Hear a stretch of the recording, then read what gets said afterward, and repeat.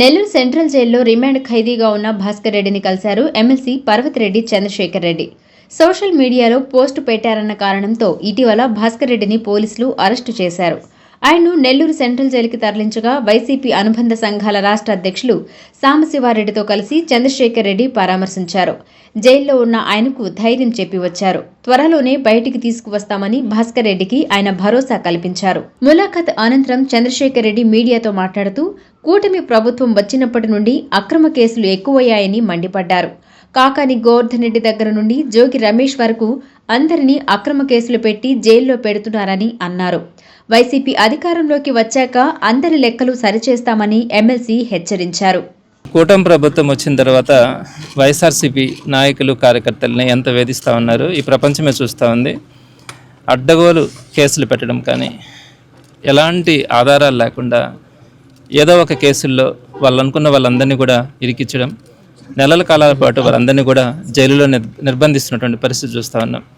గతంలో కాకాని గోవర్ధన్ రెడ్డి గారిని నెల్లూరు జిల్లాలో అరెస్ట్ చేసిన మొదలు ఈ రోజు దాకా కూడా అనేక మందిని జైళ్ళలో వారందరూ కూడా పెట్టడం కానీ, మొదటి నుంచి కూడా ఎవరెవరినైతే టార్గెట్ చేయాలనుకుంటున్నారో వారందరినీ కూడా కొత్త కేసులన్నింటినీ కూడా పెట్టి వారందరినీ కూడా నిర్బంధిస్తూ వస్తూ ఉన్నారు. ఇందులో భాగంగా భాస్కర్ రెడ్డి గారిది మన ఇండియా, పైపెచ్చు మన రాష్ట్రం, అందులో కూడా మన నెల్లూరు జిల్లాకు సంబంధించినటువంటి వ్యక్తి, ఉదయగిరి ప్రాంతంకు సంబంధించినటువంటి వ్యక్తి. మరి ఆయన వాళ్ళ ఫాదర్ ఆదివారం రోజున మరణిస్తే వాళ్ళ సొంత తండ్రి మరణించినన్న కారణంతో ఆయన యూకే నుంచి ఉదయగిరికి రావడం కానీ, ఆ కార్యక్రమాలన్నింటిలో కూడా పాల్పంచుకోవడం కూడా జరిగింది. అయితే ఆ కార్యక్రమాలన్నీ పూర్తి అయిపోయిన తర్వాత నిర్దాక్షిణ్యంగా అతని మీద అప్పటికప్పుడు ఒక కేసు పెట్టి తన్ను అరెస్ట్ చేసి తన్ని నెల్లూరు జిల్లా జైలుకి, నెల్లూరు సెంట్రల్ జైలుకి తరలించడం కూడా జరిగింది.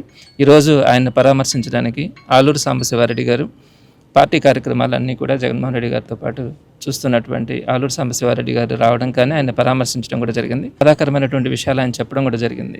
ఒకటి, అరెస్ట్ చేసినటువంటి తీరు కానీ, రెండు, ఆయన నిర్దాక్షిణ్యంగా ఆయన కొట్టినటువంటి తీరు మన పేపర్లలో కూడా చూసినాం. కనీసం నడిచే పరిస్థితి కూడా కనిపించట్లా.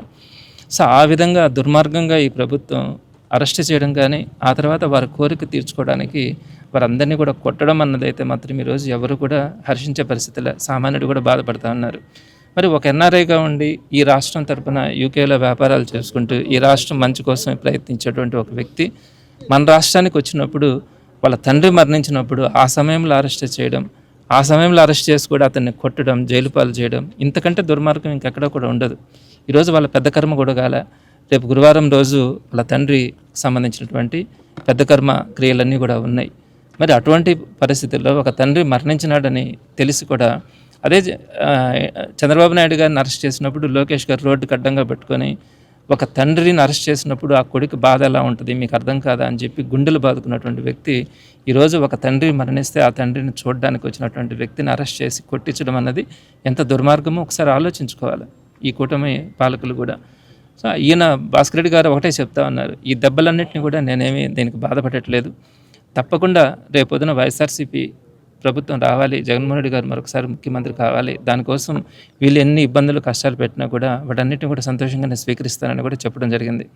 అయితే సాంబశివారెడ్డి గారు ఖచ్చితంగా చెప్పినారు, మీకు కానీ మీ కుటుంబ సభ్యులకు కానీ పార్టీ అండగా ఉంటుంది, మళ్ళీ మేము మీకు బెయిల్ తెప్పించడంలో కానీ, మిమ్మల్ని సేఫ్గా మిమ్మల్ని తిరిగి పంపించేంత వరకు కూడా మీకు పార్టీ అండగా ఉంటుందని సాంబశివారెడ్డి గారు కూడా ఆయనకి ధైర్యం చెప్పడం కూడా జరిగింది. ఆయన చాలా ధైర్యంగా కూడా ఉన్నారు.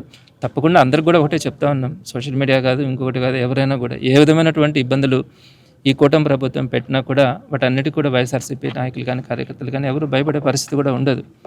కాబట్టి ఒకసారి ప్రజలు కూడా ఈరోజు అసహించుకుంటున్నారు, చీకొడతా ఉన్నారు. దుర్మార్గమైనటువంటి పరిపాలన, చీకటి పరిపాలన మనం చూస్తూ ఉన్నాం, రాక్షస పరిపాలన చూస్తూ ఉన్నాం. ఇది ఎక్కువ కాలం గడిచేది కాదు. అందుకని వీళ్ళు ఉన్న రోజుల్లో సంపాదించుకోవాలా, అవతల వాళ్ళు మాట్లాడే వాళ్ళందరినీ కూడా అరెస్ట్ చేయాలన్న ఆలోచనతో వీళ్ళు చేస్తున్నటువంటి దుర్మార్గానికి తొందరలోనే ఫుల్ స్టాప్ పడుతుంది. తప్పకుండా జగన్మోహన్ రెడ్డి గారు మరొకసారి ముఖ్యమంత్రి అవుతారు. ఇటువంటివన్నిటికి కూడా ఆన్సర్స్ చెప్పే రోజు త్వరలోనే వస్తుందని తెలియజేస్తా ఉన్నాను.